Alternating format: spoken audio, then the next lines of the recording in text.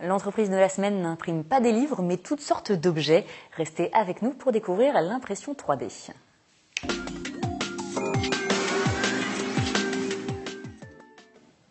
L'impression 3D, vous en avez beaucoup entendu parler. Cette technologie futuriste permet de réaliser de plus en plus d'objets, des voitures jusqu'aux immeubles. Il existe encore peu d'entreprises en France sur ce secteur. L'une d'elles est dans les Yvelines, à Bailly, 3D Moniac. Nous avons rencontré son fondateur. Il imprime des objets et vend également ses imprimantes un peu spéciales. Et vous allez le voir avec ces images de Patrick Jacques de Dixmude, c'est assez impressionnant.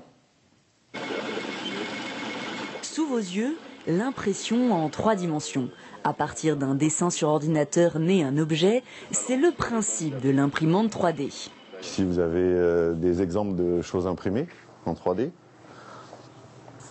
Donc on a ici un maillage qui a été imprimé en une seule fois. Des petits objets souples ou durs, tout dépend de la matière utilisée. Parmi elles, du plastique mélangé à du grès ou encore du polychrome. C'est du polyamide et en fait c'est fait à partir d'amidon de maïs. Donc c'est 100% recyclable et 100% biodégradable.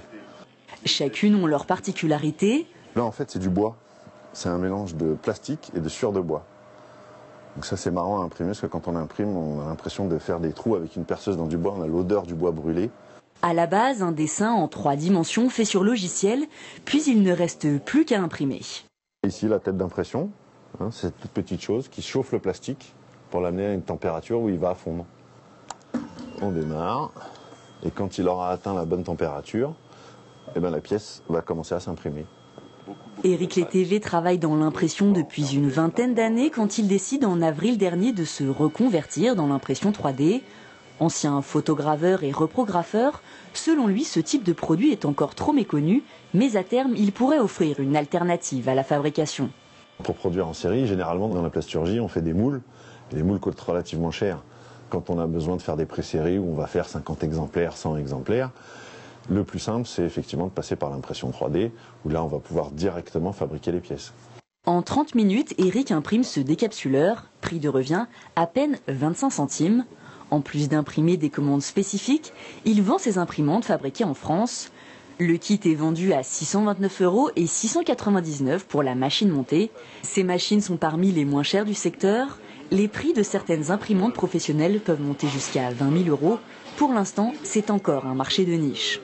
Pour l'instant, on s'oriente plus sur des réseaux de bricoleurs, sur des gens qui font des jeux de figurines ou des choses comme ça, qui vont effectivement voir l'utilité d'avoir une imprimante 3D pour fabriquer, pour un bricoleur, pour fabriquer des pièces qu'il ne trouvera jamais dans le commerce.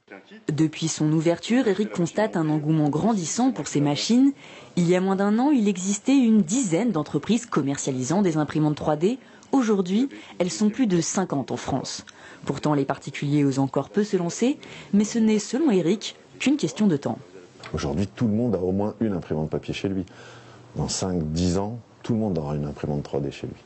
En France, 100 000 imprimantes 3D ont été vendues en 2014. Selon l'Institut de recherche américaine Gartner, ce chiffre devrait doubler en 2015.